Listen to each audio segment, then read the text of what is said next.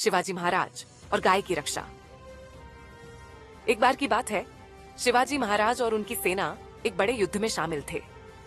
दोनों सेनाइयों आमने सामने थीं, तलवारें टकरा रही थीं, तीरों की बौछार हो रही थी और युद्ध भूमि सैनिकों की गर्जना से गूंज रही थी। तभी अचानक एक डरी हुई गाय युद्ध के बीच में आ गई। वह इधर उधर भाग रही थी और किसी भी पल दोनों सेनाओं के घोड़ों और सैनिकों के बीच कुचल सकती थी। युद्ध अपनी चरम सीमा पर था, लेकिन जैसे ही शिवाजी महाराज की नजर उस गाय पर पड़ी, उन्होंने बिना देर किए ऊंची आवाज में आदेश दिया, युद्ध तुरंत रोक दो। उनके सैनिक तुरंत रुक गए, लेकिन दुश्मन सेना के सेनापति को यह समझ नहीं आया। उन्होंने आश्चर्य से पूछा, तुमने युद्ध क्यों रोक दिया? यह तो युद्ध भूमि है, यहाँ करुणा का कोई स्थान नहीं।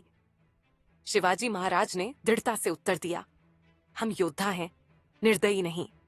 धर्म केवल पूजा पाठ में नहीं, बल्कि हमारे कर्मों में भी होना चाहिए। यह गाय हमारी माता समान है और मैं इसे किसी भी हाल में चोट नहीं पहुंचने दूंगा।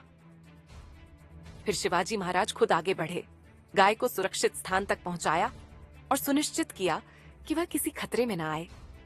यह देखकर उनकी सेना का हर सैनिक गर्व से भर गया।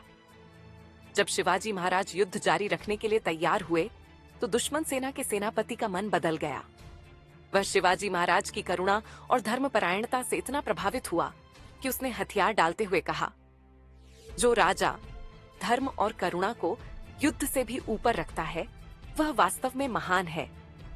हम ऐसे राजा के विरुद्ध युद्ध नहीं करेंगे, हम शांति संधि करना चाहते हैं।